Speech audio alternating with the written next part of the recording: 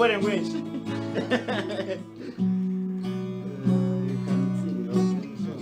ene song kare ko tere turi aha kare ja turebe akanyishongore turebe what the Lord has done. Hey, can you see what the Lord has done? What we waited for has come to pass. See what the Lord has done. Can you see what the Lord has done? Bringing a guitarist today. See what the Lord has done. Hey, we waited for has come to pass. See what the Lord has. Ashine ebyo rujungusha lekano akorunya kwende na kuora katera. Ato ijonda irogwa kata norgwa muka. Good morning. Nataisa omujenyi uri kwenda tuganire nawe no mutezi ejema jetendongo ne bajetaje. Endongo. Yeah, no mutezi wendongo, mutezi wa guitar. Jenda ntosakwa tugane abo kwatirine. You know, na rujene ro kutera endongo eji, you know, the highs and the lows. Probably it also inspire a few others about yokwe if you wanted to pick up an instrument okuja mutange kujitera, what does it take? You know, how exciting is it? Can you actually earn from it? You know, discussion in Tiontio. Isebo nakwatira izina lya wargambere abari kutureba tugeno misho. Nashemererwa kunyakira mu studio zanyezi. Yeah. Amazina ni wanyita Busenene Bosco. Busenene Bosco. Odi Mkongo, odi Munyaganda. Ndo Munyakabare. Kabare. Kabare. Ashizina Busenene okazarwa mukwa mu 11. Mukaga kakiriho nomanya abantu abakara bakabi n'amagizi mingi yagatogo mwana tumwete Busenene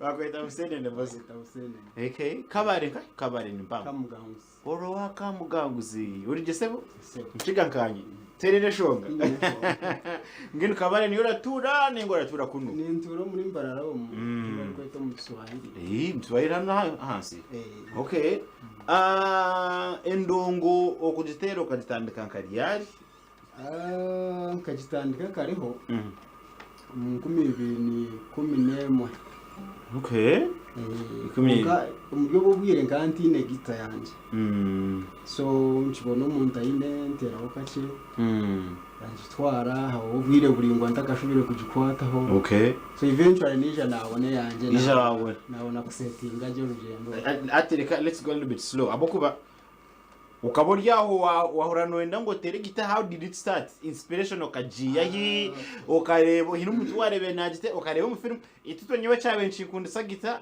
nkareba film ya Desperado ngijuka ya Desperado Roma Antonio Banderas okutere nangaze nangeje ndongo erikuterana namasasi I really wanted to be a guitarist for all the wrong reasons really you were inspiration ya okajiya so ngani ya church na zo mu room y'ibari kubika mu instruments okay na shanga hari mu gita kandi ntakabona go umuntu ari kugitera church nawo buza igita no uri kugikozesa abantu utari so kubagize ngutariho na yantu no gita teka wase kuberi yaha kandi riko yetago mu music ikaburwo kugitera na ashaba reverend nze kujejeraho kutera so it started from church. It was an inspiration from church. Church. So do you still play in church? About ninga because I usually see the artists abinjo kano babuza I started singing in church konkati yabakaba amasoba bari hero kwene bakwere bitakorwa. Are you also playing out there? Ninga, you are strictly playing in church. I am strictly playing in church, and I am not ready to quit. Yeah. Because I picked the inspiration from church. Usenene? Yes. Kamilo ni aleta kasenta kapia uze kutia takusai. I've been invited by many people. Okay. Zungo mu mabara, zikutera yo, but I have not hit their calling. Okay. So we're picking a guitar aho naho. Chacha aho nagiyeho.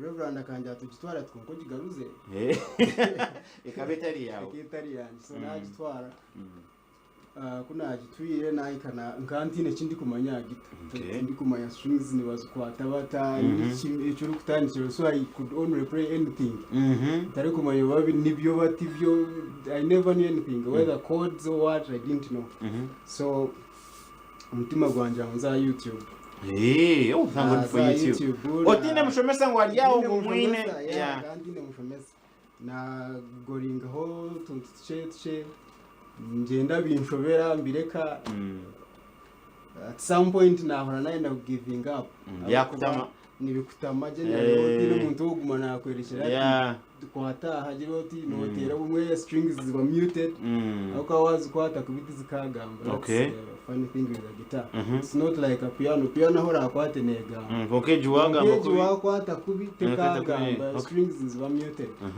so umutima gwanje ungireke kotari kwenda ko mweshongo zino yege yachi but the other Holy Spirit that inspired me from church yaguma nempa moralo go on amina erefe nenda kujuna kwenda kujuna wandike mikono ya ujuna eventually nabona ho umuntu ari kutera gita kunka nawe akana atera yo kubatsa hata chimuza ngo abonje uri kwata katugambe nonda kwata nka D so that dino chikwa dine very neri key neba kiyeshwe na code so mutana ishongora na sako ishongora mu key ya D okay then D ebe code yo kuanza utandikire ukore kada twata D today so D na hukwatira so the two strings here okay was gambisa neba ekindi okay so nchimubuza nti hata abwenje uri kwata bati yabimushobera so nabona aguma ndi kwanginga natandika kutera byari munatera okay ntari sure of what I'm doing and nashuba ubwo yamara yagenda nabona ho ndijo munywani wanje nawe yanyegesaho naje naniyega mpora up to this time so tokaja ukaza nkumwishomero washashura school fees waite bitabo watandika washoma hii ni shomero inajiremo since 2011 up to now original 2011 up to like 2014 I was not consistent because I never had my own okay so okija kutunga gite yawe ryari well, it's a miracle. This guitar is the best quality. Ariko kwenda bana bine izibazi bakuzibijo minake karushaba imbere babwine intoro nkashatu buriho gwe mitwara 25 3 nizigenda nizeyongera but this one is the best quality. Okay. Okuna agitungire yanje I was having the other one from church. Yeah, church, yes and it was one of the poor qualities I can say. Then by then he was not a friend of mine. Twatomeranira church na wayije kugirachi kutera guitar. They were coming from England. And they were coming mu program ya Tia Fund is a church-based organization. Okay. So bija gukora ka mission yo ministry ya church ya voluntary service so yijana guitar. This guitar. This same guitar. Yeah. Ya chachi yanshangaho nintera ko ka guitar kuna benyine. Ya ndeo ko wakwase ningo taka kwase. Because is one of my teachers also. Ochaye. Yeah. So yareba okuntire mama ni kundi kubienda. Yamara yambuza ati ejo guitar yo nyine yawe na myanta ejo guitar ti yanje. Yeah, church. Anja ati neyo ndi ne ya church. You seem to love playing guitar. Yahunam. You know these whites, they do their own things. Yahunam. So we kept on agumana nyireka ibintu bice. So time yabo kuyahwire yanje unaenda kumbona atakajenzi. Okay. So yanje ati geji guitar tari yawe I want to give you this one. Just like that? Yes. Torasha shwire I didn't pay for this guitar. Yajuko. Yeah, I want to give you this one. I will not go back with it to England. I want to leave it with you. Yampana notes Okay. za guitar. Okay. Chords and songs. Yeah. Agira ati ruhanga kukwera. Okay. Remember, I started from church, and the person giving me the guitar is from church, Ah. and he's telling me, God help you. So no one wajya mutokaruga mu church. Yeah, that's the thing. It's Atkatera. rooted in church. Atkatera keshongoro. Yesa kanjirire mbabazi nyinje zitakare waga obu ya fera gorogosa eshagamae kashe sheka embabazi zawe Yesu tizijira bugarukiro nizo zisa size bibi awe shagama yawe yonka twijwira mabara gebibi wenu nenche chakuga zoza kureke chambuche shagama tweza biche muhaza twere embabazi zawe Yesu tizijira ugarukiro nizo zinsa size bibi awe shagama yawe yonka. Wow. Isn't this lovely? Wow. Wow. How easy is it to learn this thing? Na imbasa kutana kango kuwa na chen kwatana itanikentere. Yeah, you can start. Chorobi habo kuba ikintu cyona wakigira mu interest. Muraro. Wakitamo amani. Nukikora. Utakabwina n'umushomesi. Nukikora. There is something, there is having a talent, growing a talent. Ningashi ondisha gifted. Okay. So kuri in your talent, you have that interest. Okay. Kuri gifted byo bwenu byo no kukoza uko. Nibyango. Byo na no bikora umurundi gumena weshongoro tera buri kimwe kiwabuga na you can do it. Okay. So it is easier if you want. Konka utari kubyenda ni kiguma. Okay. Hata jo kitu antashongora mu yaberiya. Ejiki yaberi A sharp. Ijo yaberi A sharp. Kayemba ndozo wili byotamanyi wano waliwo A sharp. Kumanyire bya waya.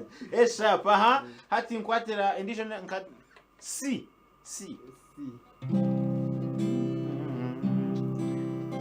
Nyimuse mikono jange eri katonda wange ekasanite etendo lyange lyonna.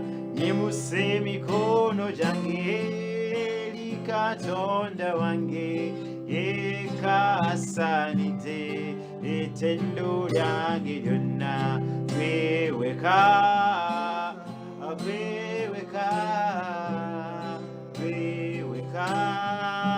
ekitiibwa kikuba kweweka ekitiibwa kikuba kweweka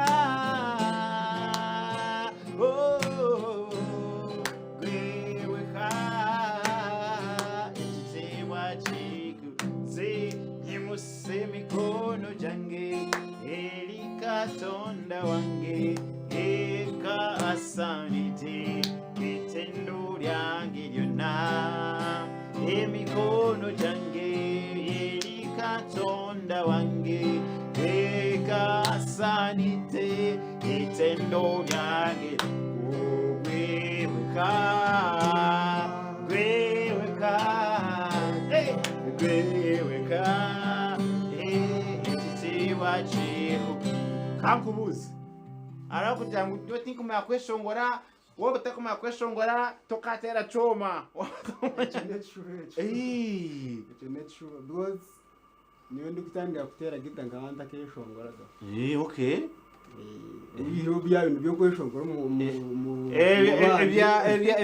ebyo witu ahishomero ebyabajenyi imwe baro kwija nganta kakwatagaho mic nzo amisho gabantu nka stage so it does not need you to be a singer no basa kubyega utakamenya kweshongora abandi beshongore ibubatere. Okay, so I see you have a ring. That means you're married? Yes, I'm married. So arobo kutera mko mchara wawe ngoto shogoro twaravu utwara na umushara wanje n'umujunwa so ubwiro bwinji nana ishongore byeshongoro bikana. Okay, so nko kumutera Revi wako choiga. And then in our marriage we are blessed with children. And they are also following in. Bona batanche kutera mpora pora. Umuto ari munatera drums. Okay. Mukuru we natera drums natera guitar na ishongorero are gifted. Then abishi they are good singers. They are good singers. Wow, this is lovely. I'm enjoying this. No, thanks for following at Shanje social media platforms. We are on Facebook. Tell us what you think about this. Picking up a guitar. Tino Amwejise. Really, no one taught Bosco. Koreka akaza YouTube. Yare baya kwata an instrument. Yatandika yakanatera. Tuyo kujango banze wategereza manyango jetuti apana. Abandi musiginganya wachireba ushanga tuwatandika no kutandika. Waguma mubuzabuza ushanga muherwa wabiona utine chamani chwasa kwando ukora. But Bosco has been playing and things seem to have been moving. Umune gwariyo na yenda ebintu bikutambara kurunje munonga. Alright, ngaka twishise kugira ngo this weekend an opportunity for you okuza kubasa kubano shoborocherwa ebikwasena nahabwabe bwankore anda kumanya bikwasabwabe bwankore mpororo nebindi kebyo. There's a documentary okuza kubana yoreka umyanya tari emwe tsakutiya ha Berlin Hotel kuriya umurembo rwa Ishaka abari Ishaka bishenyaho umwire mwije muzaho Berlin Hotel base kuba numika wabo kuba tuza kuba ntuboreka that film ngashi that documentary erukoreka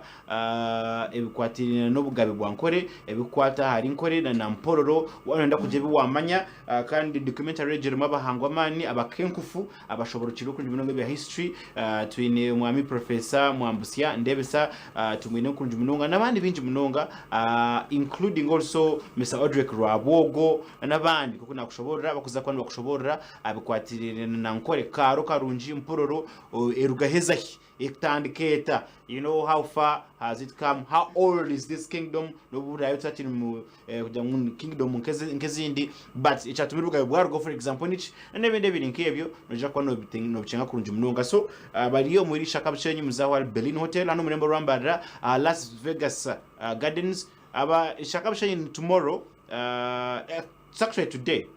Tomorrow nyachakare rwamukaga birasha tunachimwe kutandika na sha 10 kuza sha 2 necweka ezo mwabazyo mugende mbase kubana munorirwa that content kandi hano murembo rwambara zako tudiya wa Las Vegas Gardens Hotel Sunday 1st of September cyangwa cyokoza kwa mwenda no turabe turi kandi ka firma karukoreka tukari kusera munonga nzako tushoye mitware 2 for gold then ordinary nshinje 15 abana ticket y'umutwaro ku rugiro ko rabe no yebasa basekureka ngo tuwaferwa ebikwatirina na tegicina no bukama bwankwe na nebindi ebiri nkebyo umuringo uguru nkogo otakije kurara waferwa ndi Bobs kandi nyine omwame Bosco Busenene natera guitar. He's been doing this for quite a while now. Akatandika mwaka gw'inkubi 2011. The highs and the lows zokutera guitar tutakaje mkahumura. The highs. Let me start with the lows. Ebizu. Challenges kuteganisa. Challenge yo kubanza no kuburwa umuntu ukwegesa. That is the first challenge. And in our schools, set up your system it is hard to access those music instruments and all. Yeah. Na mwati no shaboka ndiza kuhindura mu new curriculum. Kokati ngoma abana bazagita zamba zitumba. They haven't got enough. Because you find in a school there are like 2 or 1 and there are very many children who are interested maybe. So for example wagira ngamtabani wawe omukuru na he's picked up interest and is playing. Konka akabana nangu kahishemera kubari wakati bajine and is in secondary. Okay. So washanga secondary tine guitar, do you expect to find it in a primary school? Hey. So Biguma challenge yo kubanza no kubura kushomesa. Shanga, you want to do something but you cannot do it. Okay. So instructors waba batariho, it becomes a very big challenge. Okay. Bange ububwire bono buna herize ndiko njine unga ntari sure of what to do with it. Kabanda yawe na pikingire woje nkanye no muntu wo kunyerekerero ko kuba bari kubikora ico kutanikiraho kugira. So that is the major challenge. Yeah. Aha, ebyo shikireho umukutera giteje. Ebimukiriho ni bingi. One, nyirize hihi na Ruhanga Munonga. Because I'm now into church than never before. I serve in churches. Even kunyeta, I can go there if there is a function, if there is what. So church, I'm now into it very well. That is the first one. Okay. Second one, mbina wanywani bingi. Okay, connections. Ilijenda connections ni chukuru mnongo. Yeah. It is one of the major things we need. Because when you have friends, you cannot be lonely. Okay.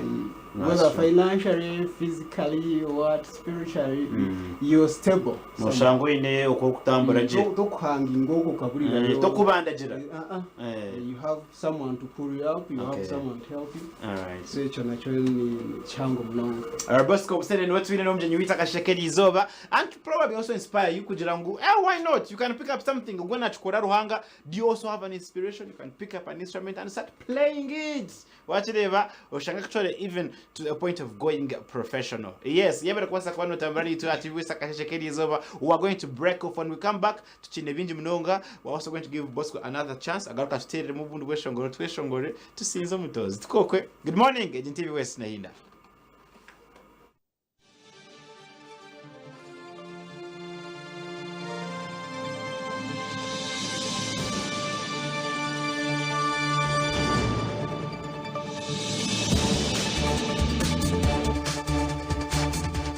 Yes, atchine munyoni wanjanu yani bamweta Bosco Busene kandi nagumiza mu kututerera kintu kurunje munonga so anyenze ngutosemo ubundu bweshongoro ukabubiri busha tutugeze ntwendera mpora so what are some of your favorite songs obukucha kukorera? Thank you God. Thank you Lord. Aka John Mowen? I love that song. So no wasa kutkwatira mpora magezi? Yeah. Aha kare kwata muturebe I will sing along kunda rero nawe basi. Okay. Aha taturebe.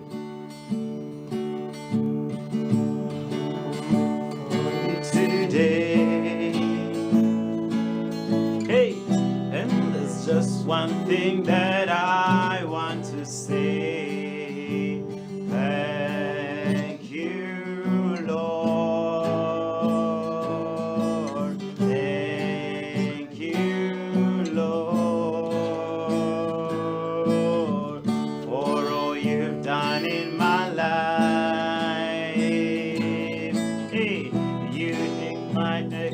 And gave me your love.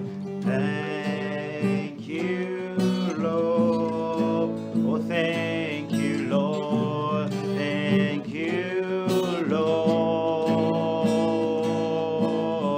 With a grateful heart, hey, with a song of praise, with an outstretched hand, I bless your name. Thank you, Lord. I just wanna thank you. I just wanna thank you, Lord. Thank you, Lord. Thank you, Lord. Oh, thank you, Lord. Nikusema tine mugeo nisema Yesu nabo kunkunda ninjira nti yebare Yesu ukankunda ntashemire nikusima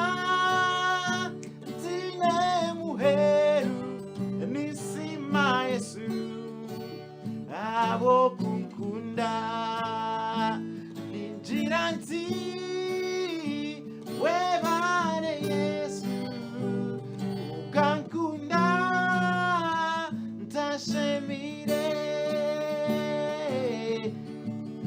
Hey, I don't stop kumano wetu ture loka kumanga kuchijida maneno. Hey.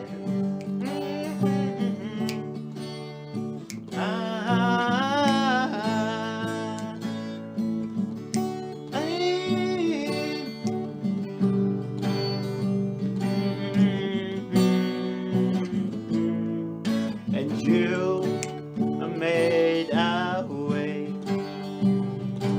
when I bounced right against the wall and it looked as if it was over.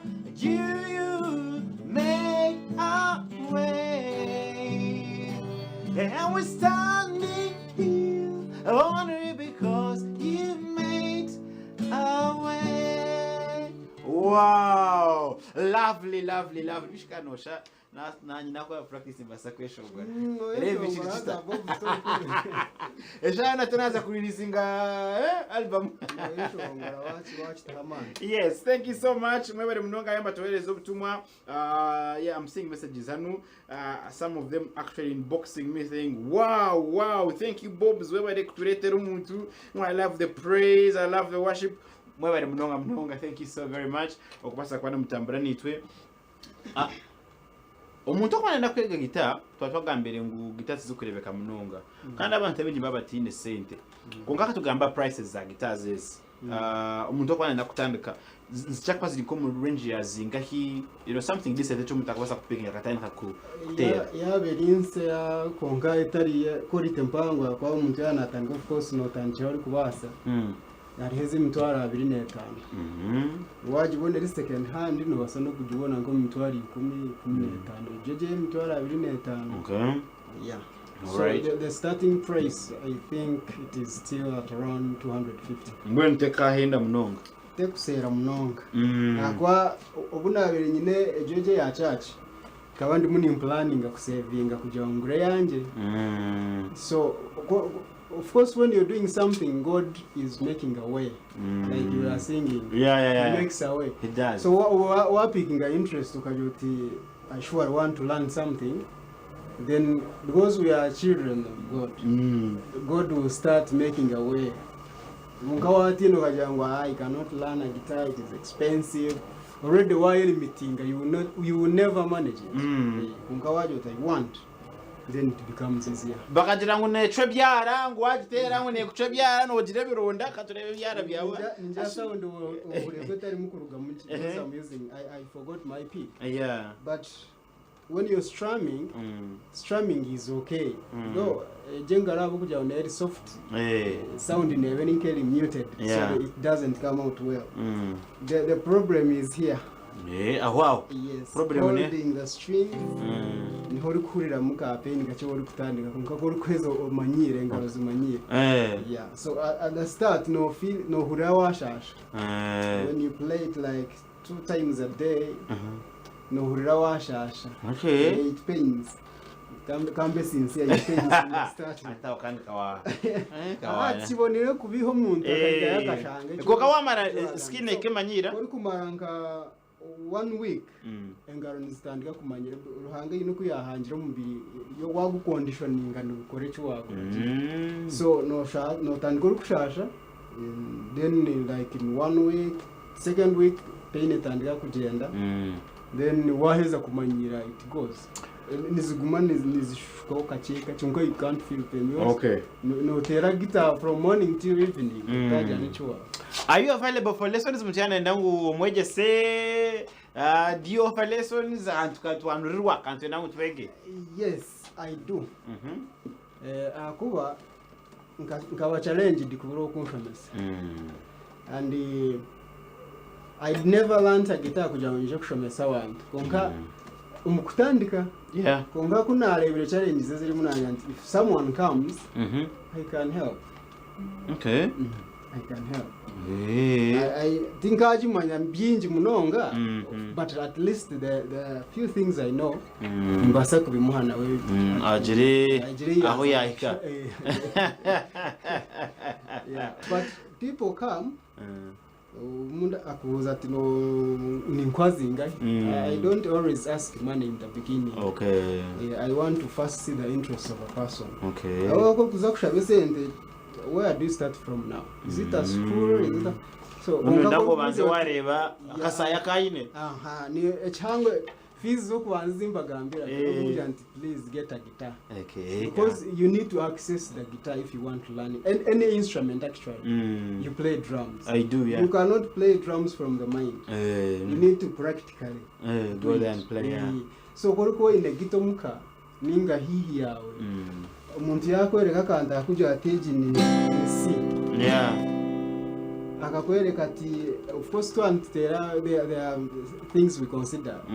The fingers we number them. Ukamugamba ati first finger kwa ate second string mu first fret. Ati yayi ko mukana ona agira shi nashwa practicing. Yaza kugaruka mu rundi rwa kabiri naija hine cyari kugira shi. Okay. Cyari kumenya. Ngo babimwereka akagenda ati nahara practicingire yagaruka no shobotantire hahandi. Okay. So notekwa kuguma nogezaho. Yeah. Okay. So I am ready to help anyone. Okay. All right. Yes. Ikindi kibazo cyane ndakubuza ubwo muntu wakwiye this guitar. Are you still in touch? Ninga tukakoma kuhereza guitar ye then chikananga. We are still in touch. Chikahenderera. We are still in touch. We sometimes talk. You know, those people are always busy. So once in a while, we chat. Chattinga. Umugambira utateka kwasa. Utena guitar yawe kijine. And he's always happy seeing me play it. Okay. Akubano mayumuntu yako ekindo kamaro kachinaga. Ukachiguza. Ninga akachikwera chacha akakushango kinu mubara. That person will never start to reach. Yeah. Okay. Ubugambo bwamwere tukugeza ntwendera. Ninshaba abantu kugira ngo batakatina kwege bintu. Okay. Ikintu cyo nicyo rarebe learn it as long as it is there. Okay. Akuba nikibasa kuyamba. This guitar has helped me. So nondijo umuntu nabasa kwege kindi nawe kigire kimuyambe. Kandi abazire bagume bagezeho following up talents z'abantu. Okay. Abo kuba noshanga umwana ine interest umuzire ataji following up. Ati yo mwana hendera atagize iki atakoze ze talent ye kandi eri kubasa kugira kumuyamba. Yeah. So my appeal is that parents should try to follow up baleba bana babo ni bamanya ki bakunda ki and they try to help them. Okay. Yeah. All right. Thank you so much. Yebere kutwikaho twashemererwa wakora yebere kutuheza kire kawe ubwija na gita yawe arakeje kigwena ngo ntere nikakunda abani nkamanya I think umanya roza kuhura ukunda yashongo rero ni hotel kankajira ngwe cyari nkaruga kabare nija Kampala kuronda emirimo nkaruga kabare nija Kampala kuronda emirimo nkaruga kabare kiyaguma John Ray rantunje turibe ejone karko ture bawan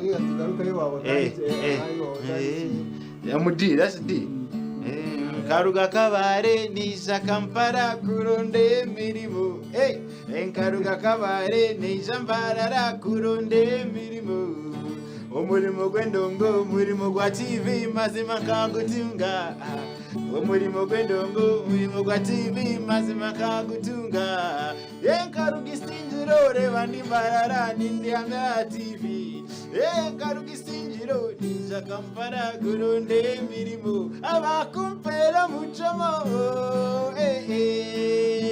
ati bakumpera muchamo